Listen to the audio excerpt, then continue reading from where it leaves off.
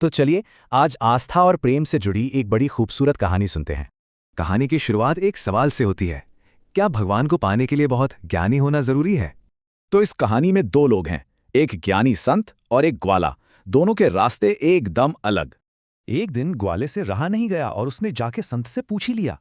संत ने जवाब दिया कि वो भगवान की भक्ति करते हैं जिससे उनके दर्शन हो सकें। बस संत की ये बात ग्वाले के दिल में उतर गई और उसने एक पक्का इरादा कर लिया।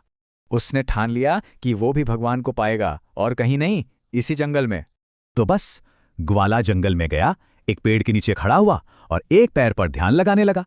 दिन बीतते गए पर ग्वाला अपनी जगह से हिला तक नहीं। उसकी लगन बिल्कुल पक्की थी। उसकी ऐसी सच्ची भक्ति देखकर भगवान खुश हुए और उसके सामने प्रकट हो गए। बेटा, आंखें खोलो, मैं तुम्हारी सामने हूं। एक प्यारी सी आवाज आई। ग्वाले ने आंखें तो खोली पर उसे यकीन ही नहीं हुआ। उसने तो कभी भगवान को देखा नहीं था। तो अपनी शंका मिटाने के लिए उसने बड़ी मासूमियत से भगवान को पेड़ से बांध दिया और बोला, अगर आप सच में भगवान हैं तो यहीं रुकिए, मैं जरा अपनी गायों को पानी पिला दूं। और देखिए, भक्त के भूले प्रेम के आगे भगवान भी बंध गए। वो वहीं पेड़ से बंधे रहे। थोड़ी देर में वो ज्ञानी संत भी वहां आ पहुंचे और ये नजारा देखकर तो वो हैरान रह गए।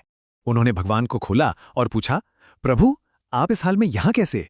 भगवान मुस्कुराए और फिर उन्होंने बताया कि सच्ची भक्ति आखिर होती क्या है।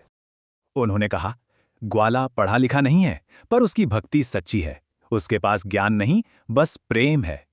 और अंत में भगवान ने कहा, और मैं तो बस प्रेम का भूखा हूं। तो सवाल यह है कि जिस दुनिया में ज्ञान को सब कुछ माना जाता है, वहां सच्ची भक्ति का क्या मतलब है?